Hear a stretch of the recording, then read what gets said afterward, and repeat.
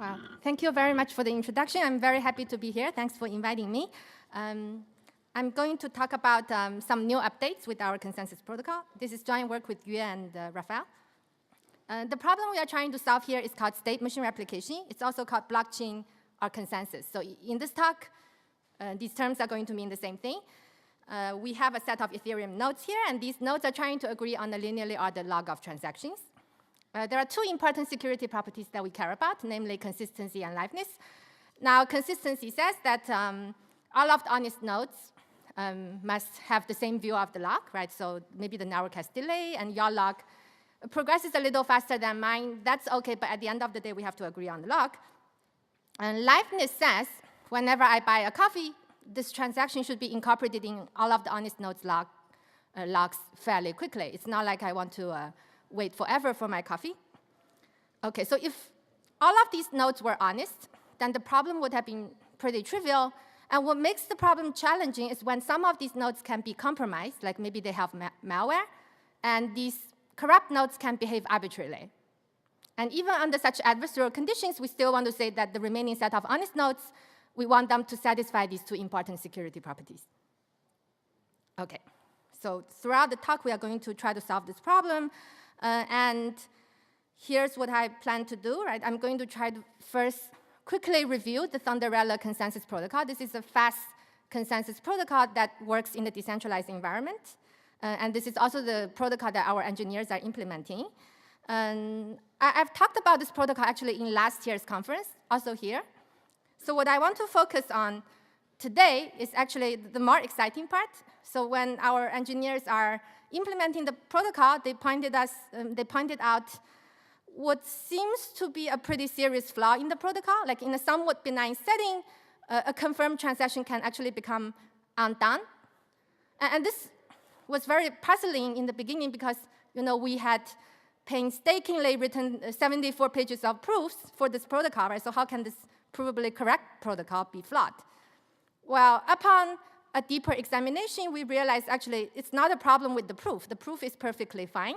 It's actually a flaw in the underlying synchronous model. Right now, this is a model with which we have studied consensus for the past 30 years. So in the second part of the talk, I want to kind of try to rethink what should be the right model for studying these practical consensus protocols. And I'll also talk about how to fix the problem, too. So let's start with ThunderCore's. OK, the scenario we are considering here is the following, right? We have the guy in the center. He's going to be called the proposer or the leader. And we have a committee of voters. So just assume there's some mechanism to elect the committee, like maybe through stake distribution. And we are just going to look at one snapshot when the committee has already been elected. Some of these guys can be corrupt. Like in this case, Loki is corrupt. The leader also can be corrupt. So I'll describe an extremely simple protocol, which is voting-based. Step number 1, the proposer is going to propose a block. A block is kind of like a batching technique. So for simplicity, I'm going to assume that, in this talk, I'll assume that we are confirming one transaction at a time instead of one block at a time, right? So this guy in the middle proposes a transaction tagged with the sequence number. And the sequence number will determine, in this very long lock, where this transaction will land. OK, and when the voters receive the proposal, they're going to vote on the proposal by signing the proposal. So now, if you are honest, you vote on the proposal you have heard from the leader. In this case, the leader proposed an orange transaction. So if you're honest, you are going to vote for the orange. But Loki is corrupt in this case, so he voted for a bunch of other things. OK, now, after you vote, you basically wait. You wait until the point that you have heard 3/4 votes for the same transaction. And at this point, you believe that, OK, many people believe on this specific transaction, and then you can now confirm the transaction. OK, for the rest of the talk, I'm going to call a collection of 3/4 votes a notarization. And the most important thing to remember about the protocol is that honest nodes are going to vote uniquely at each sequence number. This means that if you are honest, if you see some proposal at a specific sequence number, you are going to vote on the first proposal and only that proposal. You don't vote for anything else. And with this invariant in mind, I can give you a very simple consistency proof. And the proof goes as follows, right? So in this scenario, both the blue transaction and the orange transaction, they both have gained a notarization. I want to prove that the blue transaction is in fact equal to the orange. And let's look at the blue set of people who have voted for the blue and the orange set of people who have voted for the orange transaction.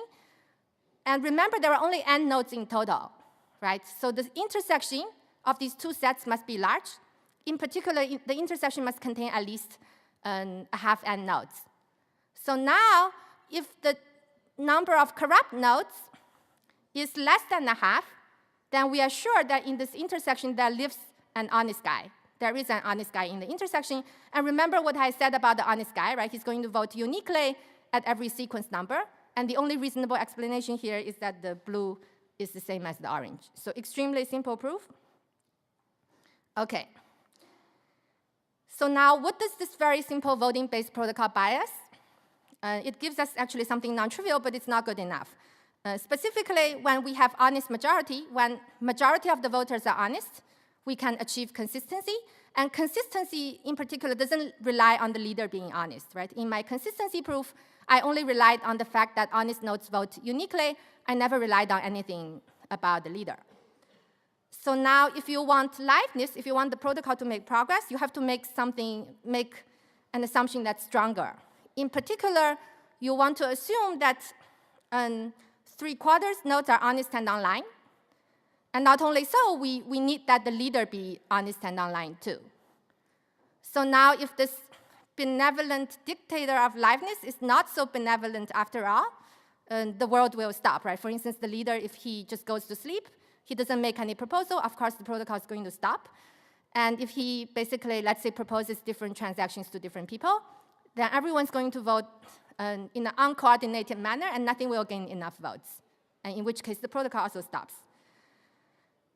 So this is not very nice because liveness basically relies on the single guy, and the protocol isn't really decentralized yet. So how do we make the protocol really decentralized? In other words, we want to achieve both consistency and liveness under the weaker set of condition, that is honest majority. OK. So the way that Thunderella achieves this property is by introducing another slow chain. You can think of it as Bitcoin or Ethereum, but it can also be a proof-of-stake slow chain. And specifically, the slow chain is going to provide both consistency and slow liveness under honest majority. OK. Now, if the fast path, if this voting protocol ever fails, you are going to fall back to the slow chain, and you can decide what to do, like how to switch leader, how to continue the protocol, and you can discuss how to, fix the fast path on the slow chain. And so that's why I've already been using these terms, right? I'm often going to call this the fast path and slow chain. And the nice thing about this paradigm is that almost all the time, the protocol is going to be operating on the fast path. So we can confirm transactions really fast, right, in a couple of round trips. But the protocol is, in fact, as decentralized as the slow chain is. So that's why we can achieve the best of both worlds. OK. So what I haven't explained is actually how to do the fallback. And I'm going to quickly explain that because it matters to the flaw, the more exciting part of the talk I'm going to talk about later. To explain the fallback, I have to describe two things. One is how to detect fast path failure, and the other is how to actually do the fallback. And both are extremely simple, right? So for failure detection, we use a heartbeat mechanism. Basically, every now and then, the committee on the fast path, they're going to sign the hash of the current fast path lock. And when this hash gains enough votes, it becomes notarized, and it's called a heartbeat. So periodically, we would post these heartbeats to the slow chain. And the heartbeats serve two purposes. Number one, it's a keep alive mechanism. And number two, it gives you a periodic checkpoint of the fast path lock, because the hash is cryptographically binding to the state of the fast path lock. If, however, at some point you notice that a large number of blocks have gone by without a single heartbeat, so k is like a security parameter, then something must be wrong, right? So the fast path must have failed, like maybe the leader has crashed, or the leader is maybe trying to censor transactions, and the committee are unhappy, and they stop signing. In either case, we want to fall back. And the fallback is just a little bit tricky, because we already have consistency at every sequence number. But at the moment, when people want to fall back, they may not agree on the length of the fast path lock. Like in this case, Spider-Man's network is a little bit slower. So when he decides to fall back, he sees 3 transactions notarized on the fast path, where Iron Man sees 6. So that's why we need to use the slow chain to reach agreement on the fast path lock before we complete the fallback. And essentially, if on the fast path you have confirmed any transaction and you want this transaction to be incorporated, you should post it to this green set of blocks. And there are k number of blocks here, where k is a security parameter. And just by posting these blocks to the slow chain, you can make sure that they get picked up. And in particular, you don't have to post anything if it has already been checkpointed by a heartbeat. OK, so now with this approach, the nice thing we can achieve is now we can achieve both consistency and liveness under the weaker set of conditions. And under the stronger set of conditions, we can achieve fastness. So most of the time, the protocol is going to operate in this orange region. OK, I'm going to just quickly recap. And the Thunderella protocol is extremely simple, because under normal circumstances, we just vote on each transaction and confirm the transaction. And when things go bad, it's not the end of the world, because you just fall back to the slow chain, and then you can rebootstrap the fast path from there. So like I said, the talk may make it sound simpler than what it really is. Like it was pretty painful to write the whole paper, because we had all these pages of proofs. And now comes to the more exciting part of the talk, right? So what is this mysterious flaw that I've been talking about? And of course, importantly, it's not a flaw with our proof. It's a flaw with the underlying model. OK. So I will describe to you the scenario where the flaw can take place. And I think one thing that's interesting is that in this scenario, like everyone is benign. No one has malicious intent. And yet, if just a few nodes crash in a specific pattern, a confirmed transaction can be undone. OK, so this is just the same scenario as before. And the only change here is, like, let's imagine one of the committee members is Coinbase. OK, leader makes a proposal. Everyone votes. And the leader collects a bunch of votes, a notarization, and sends the notarization to Coinbase. OK, so at this very moment, no one else has received the notarization yet. Only Coinbase has received the notarization. OK, unfortunately, at this very instant, the leader crashes. Like maybe his network gets DDoS. So he's out of the picture. Coinbase believes the transaction to be confirmed. So he happily tells Dan. Dan is a customer of Coinbase, for example. So Dan believes the transaction to be confirmed. He ships his Ferrari, and he waits. At this very instant, Coinbase also unfortunately crashes. Like maybe it gets DDoS as well. So what's going to happen now? Because the leader went away, everyone's going to try to fall back. And when they fall back, they're going to post the notarized transactions they have seen since the last checkpoint to the slow chain. And of course, Coinbase is unaware that it's under DDoS attack. He's going to try to do the same, but his network is disconnected. OK, now, after some time, Coinbase fixes the problem. It comes back online, but it's already too late. Like this transaction, which Coinbase and Dan believe to be confirmed, is now undone, right? Because at this moment, the fallback may already have completed. OK, so that's pretty bad, and Dan is sad face. OK. So here's this paradox, right? On one hand, we have this mathematical proof, and on the other hand, it seems like what I described is a pretty serious flaw. And as I already explained, like the problem is really not with the proof. It's actually with the underlying synchronous model. And I'm going to try to explain this. So what is the synchronous model? So in the synchronous model, the assumption we make is that when honest nodes send messages, these messages will be delivered in a bounded amount of time, and the protocol is aware of this bound. OK, so whatever the bound is, we can just call that one round. So in other words, whenever honest nodes send messages, the messages are going to be delivered in exactly one round. Now, in the case of Coinbase, right, Coinbase had a temporary outage. And no matter how short your outage is, like as soon as you violate this assumption, the model will treat you as faulty. And a protocol that's secure in the classical synchronous model, like ThunderCore's, is not obligated to provide any security property for a faulty node, right? Who cares about these faulty nodes after all? OK, so that's why there was this paradox. But maybe now you're going to complain to me, OK, Elaine, you're not really telling anything new here, because this is something that's well known for the past 30 years. And that's exactly why we work with the partial synchronous model. In the partially synchronous model, or asynchronous, like in this talk, the difference between partially synchronous and asynchronous is not too important. And there, the message delay can be arbitrarily long. So in the case of Coinbase, right, it had a temporary outage. And this is no different from just having a really long network delay.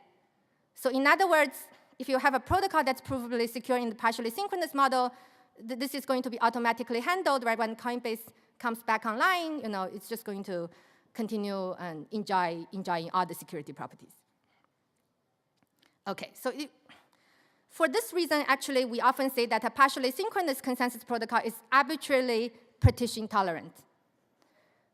OK, but now, of course, everything has a catch. And the catch here is that if you want partition tolerance and you want to work with partial synchrony, you have to suffer from a well-known one-third lower bound. Any partially synchronous protocol cannot tolerate more than one-third corruptions. On the other hand, if you are using synchronous model, you're not subject to this lower bound. In fact, we can tolerate, let's say, minority corruptions in the synchronous model. And if you don't care about the round complexity of the protocol, you can even tolerate arbitrarily many corruptions in the synchronous model. OK, so now, seems like we are at a dead end, because this seems like an inherent trade-off that we have to make. Well, however, like maybe we don't want to give up, and we ask the following question: can we still achieve the best of both worlds? And given the classical kind of insights we have, like the answer should be no. But perhaps it's not completely hopeless, because who says like synchrony has to be a binary attribute? Like who says the network has to be either synchronous or not synchronous? And who says like partition tolerance has to be a binary attribute too? Right? So what we are going to try to do here is to carefully quantify how synchronous the network is and quantify how partition tolerant the protocol is. And here's a very natural attempt to do this. So I'm going to just explain a very natural and simple model. But this model is, in some sense, too restrictive. And later on, I'm just going to talk about how to relax some of these strong assumptions. Imagine we have a set of grid nodes. And these nodes are honest, and they have good network connectivity. They can send messages to each other within a single round. Well, there are some other nodes that are also honest, but maybe their cellular reception is pretty bad. So they have an unstable network connection. They go online, offline frequently. And then there's a set of corrupt nodes. We don't care about achieving anything for the corrupt nodes, obviously. But we do want to make sure that the set of green nodes and the gray guys, they can reach consensus amongst themselves. In particular, like even though these gray guys, they may be offline, they're not really malicious. So we don't want to penalize them. Like when they're offline, obviously they cannot have liveness. But as soon as they come back online, they should continue to have consistency and liveness. OK. So can we do this? Well, the answer is that if you want to achieve this, you have to make some assumptions. And in particular, the assumption you have to make is that the green set is large enough. Like it's not too difficult to prove that if the green set is less than a half, the task would have been impossible. I'm not going to try to explain the lower bound. Well, it turns out this lower bound is also tight, because if the screen set is indeed majority in size, then it would indeed be possible to achieve consensus among the green nodes and the gray nodes. So now, oh, by the way, one thing to notice here about this model is that indeed we are making some timing assumptions about the network, right? Because we are assuming there's a large enough set of nodes that has good network connection. But we allow a minority of nodes to be like unstable, they can go offline, and we want to still be able to guarantee consistency for those gray nodes. So that's why we call this best possible partition tolerance. Okay, so now, as I said, the previous model seems a little bit too restrictive because implicitly, right, so far I have assumed that throughout the whole protocol, there is a persistent set of green nodes who are not only honest, but online forever throughout the whole protocol. And now if your protocol is like a blockchain, right, Bitcoin has been running for 10 years, and no one can guarantee 100% uptime. Like even Gmail has outage every like couple years or something. So it could be that every node is offline at some point. Like no node can guarantee that they're always persistently online. So the real model we work with is what I like to call the lazy co-author model. So imagine a bunch of these cryptographers, they decide to write a paper together. Of course, cryptographers are known to be lazy. So some are online on Monday, some are online on Tuesday, and others are online on Wednesday. Okay, so now we want to be able to like write a paper in this manner, and we want to be able to, for instance, make the next crypto deadline.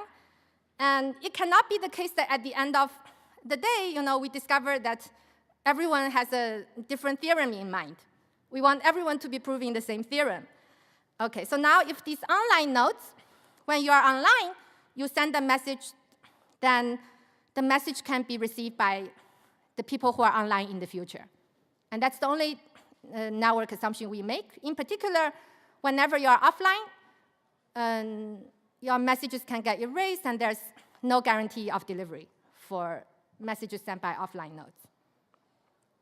Okay, so how can we write a paper, such that we both make the deadline and prove consistent theorem at the end? So I will try to describe how to fix this flaw in Thunderella. The fix has two pieces. Like we need to fix the fast path and the fallback, and we need to fix the slow chain. Fixing the slow chain is kind of like a separate story on its own. So I won't have time to cover it in this talk. But I'm going to talk about how to fix the fast path and fallback. And in fact, the fix there for the fast path is extremely simple. And I can basically describe it in one slide. So earlier, as soon as you receive notarization, you are going to confirm the transaction. But that's perhaps a little too hasty. And what we want to do now is just be a little bit more patient. We are going to wait for the next block to be notarized too. And once that happens, like we are always going to chop off the last notarized block at the end. And then the prefix we consider final. And the reason for this is that if I see a notarization on the block, the only thing I'm sure of is many people have voted for the block. But now if I see a notarization on the next block too, like imagine that honest nodes are only going to vote for the next block when the previous block, when the parent is notarized. So now if I see a notarization on the next block too, it means that many people have seen a notarization for the parent. And this gives me more confidence because even if I crash at this point, like other people who have seen the notarization of the parent chain, they will, some of them will be online and be able to post it to the slow chain. You can formalize this intuition into a proof, which I'm not going to try to do. Yeah, and basically chop off one, and the prefix is confirmed. And what I talked about today is kind of like the tip of the iceberg, because we actually have a couple papers that has like a systematic study of this new model, like from the theoretical underpinning to practical constructions. In fact, we not only study consensus, we also study secure multi-party computation. Like there, one concern you might have is that if these people come online and offline very often, you don't want these people's privacy to be compromised. Okay, so if you are interested in the full spectrum, like you have to just wait for a few more weeks for our papers to come online, and then you can read them. I would like to conclude by making a couple philosophical observations. Well, as it turns out, this class of protocols that are best possible partition tolerant, which is the white set in this picture, is in fact a strict subset of what's classically known as synchronous honest majority protocols. Okay, so the way to think about this is that our model is a refinement of classical synchrony. We are able to tease out exactly which subset of classical synchronous protocols have the robustness property that we care about in practice.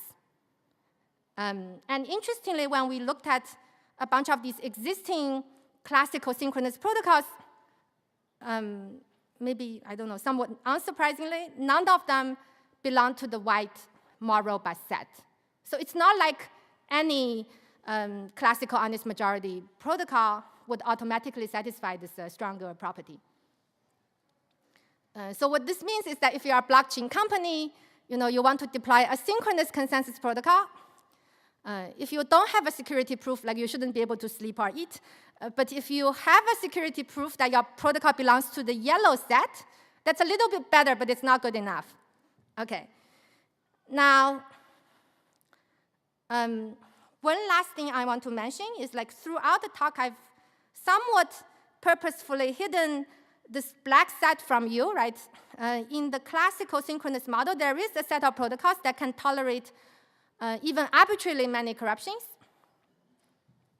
Unfortunately, we show that if you want to tolerate corrupt majority, then the protocol cannot be best possible partition tolerant.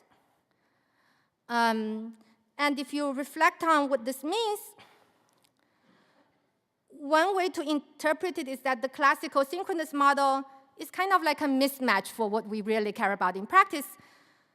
In particular, if you work with classical synchrony, we would be misled to think that tolerating more corruptions is always strictly better than tolerating fewer. But, from the example you saw today, I hope I convinced you that in practice, actually, you always want to choose this white set rather than the black set. Okay, so that's the end of my talk. We are going to launch mainnet very soon, and that's why there's this little rocket going to the moon. Thank you. Okay. Let's thank Elaine. We have just a couple minutes for a question, maybe one or two questions. Go ahead. Yeah, I'll give you the mic. Yeah, I was just curious if you can say, so presumably the purpose of the fast path is to get the much higher performance. Mm-hmm. And so I was just curious, how much is possible for an attacker not to, crash the security of the network, but to just cause degradation in performance back to the slow network over time? How tolerant are you to being able to actually provide the higher performance? We also have a solution for that. We actually can switch accelerator. We have protocols called Pili and Pala, which can switch accelerator very fast on the fast path. So that kind of defends against accelerator failure. And you want to design your protocol so it has the right incentive such that you don't want to trust that the committee members are just going to behave honestly. You want to incentivize them to not only to participate, but also to participate honestly. And also to participate fast, like to have better hardware provisioning and everything. Yeah, thank you. Okay, thank you. Do we have any more questions? Okay. Well then, let's thank Elaine. And